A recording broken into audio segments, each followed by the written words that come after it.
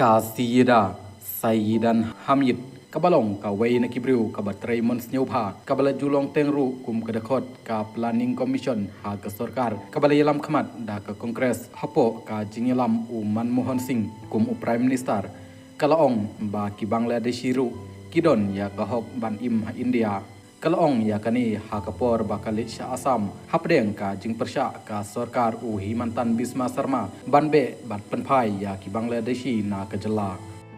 ka Siyada Hamid kalale Shah Assam harkat bat Uprashan Bhushwar u Hash Mandar u Jawahar Sirkar bat kiwai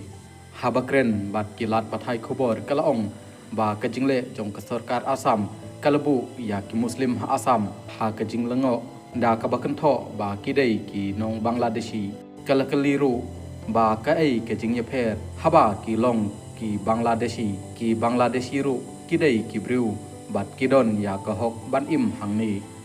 shushu ka Siyada Hamid ong ba u ala uwan sha prathai bat ki briu omdei bat ki ksut bat ladadon briu ha prathai bat banbe ya u kalong kum ka kam kwamat lani kasngi bishar bakhaddu ya ki Muslim हमारा जिगर सब इस वक्त यहाँ मुसलमानों का जो हाल हो रहा है और उनको बांग्लादेशी और अच्छा बांग्लादेशी बोलने में क्या गुनाह है। अरे भाई बांग्लादेशी भी तो इंसान है। अरे दुनिया इतनी बड़ी है, बांग्लादेशी भी यहाँ हो सकते हैं। किसी का राइट डिप्राइव तो नहीं कर रहे। ये कहना कि उसका राइट डिप्राइव कर रहे हैं, उसका राइट डिप्राइव कर रहे हैं, ये एक बहुत ही it's a very very troublesome and an extremely mischievous and very detrimental to humanity. अरे इंसान हैं तो why can't human beings, अल्लाह ने ये धरती बनाई है इंसानों के लिए, ये हैवानों के लिए तो नहीं बनाई है, इंसानों के लिए बनाई है। अरे एक इंसान अगर एक ज़मीन पे खड़ा है तो उसको इतनी बुरी तरह से उसको खदेड़ के, और जो मैंने